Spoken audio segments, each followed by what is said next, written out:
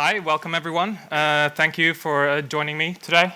I am what I would call an interface builder. It is a person who has suffered the calamity that is interface builder as a new user. You know, when you haven't used it before, it is overwhelming. You can spend hours just debugging that constraint that doesn't work. You know, you have views jumping around, things looking differently in your preview, but when you run your app, it doesn't look anything like it. And you'll end up like this guy, like killed by constraints and time constraints. Yeah, so I'm going to talk about mainly about how to make robust constraints in your interface builder. And what I mean with robust constraints are constraints that work on multiple screen sizes, with multiple content sizes, and that has a little need for specialized layout code. I don't know if you remember before AutoLayout, but there was a lot of code in like layout subviews that you had to do.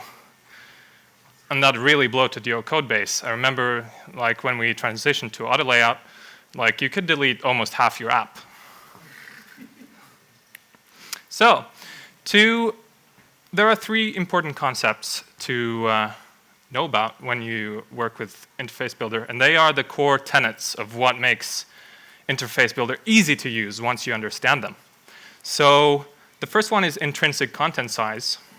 The second one is content compression resistant priority, and the third one is content hugging priority. So, intrinsic content size. The intrinsic content size of this view is the size of the image of the hat plus the size of the constraints in between them, the size of the text within the text label plus the constraint at the bottom.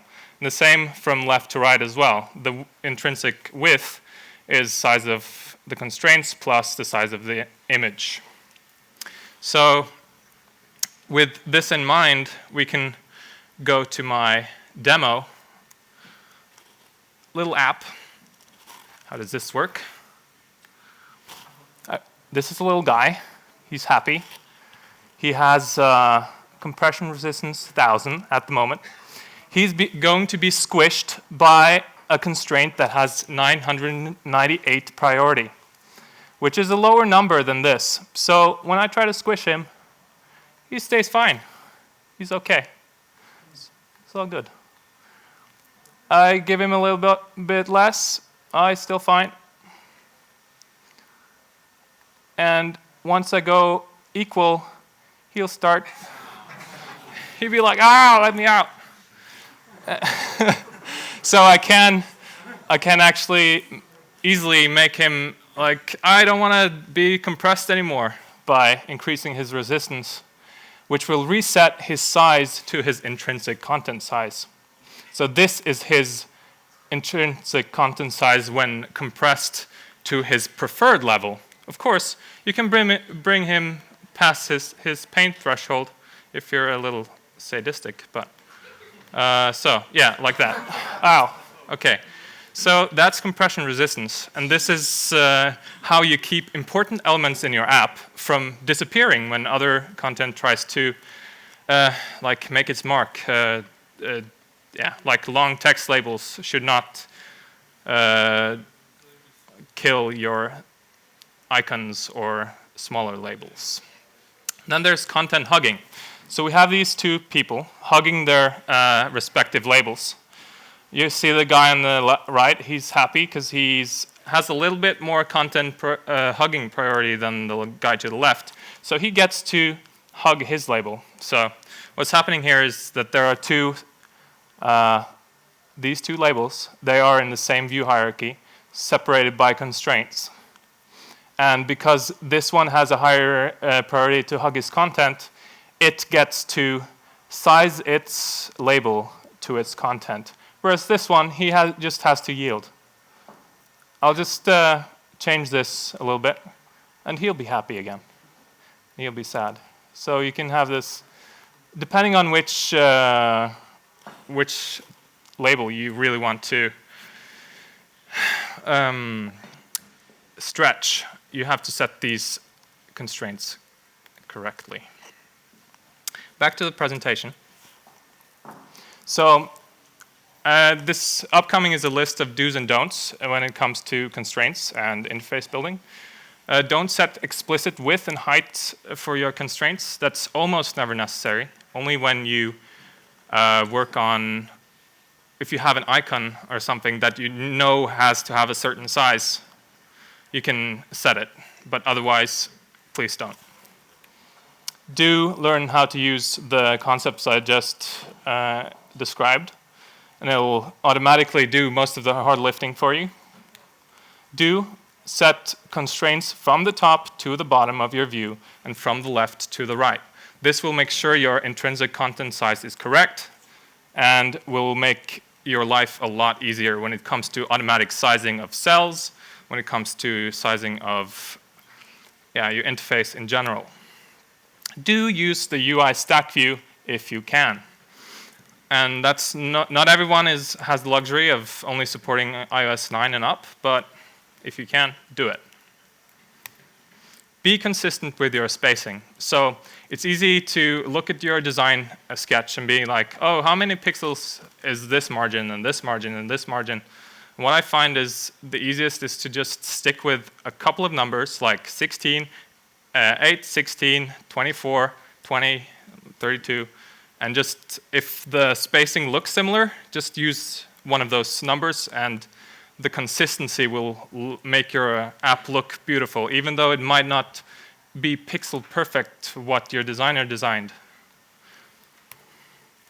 So another important thing is to make reusable UI. So it reduces your complexity, it improves your consistency of your code, decreases points of failure, and makes it easy to do sweeping changes. So with that in mind, you don't end up designing your UI view controllers like this, where you have similar looking views and you just pile them into the storyboard, and then every time you want to make a change to one of these visual elements, you have to do it 3 times, for example. Or if you want to remove one of them in code, you'll have to either hide it or compress it or somehow, if you use the stack view. Do create your own zip files for all the components you make. So there's been a lot of talk about component-based programming. And part of that is making small reusable UI that you can use throughout your app. Do it by creating your separate zip files and inject them into your view hierarchy using a view injector that you can write. So at the bottom here, we have 5 lines of code that will take a view, add it as a subview to the parent, and set its constraints at the top, bottom, left, and right.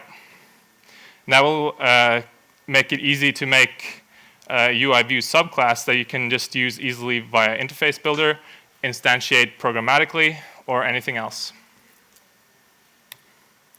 Do use UITableView and UICollectionView in junctions with reusable cells. Don't specialize your views and view cell classes. Don't create 2 different zip files just because the color of the label is different or the size is a little bit different, unless they're very visually distinct. That's the exception. Do create a view model that defines the content look of your views. So if you want a different font, you can just use attributed string and deliver that as part of your view model instead.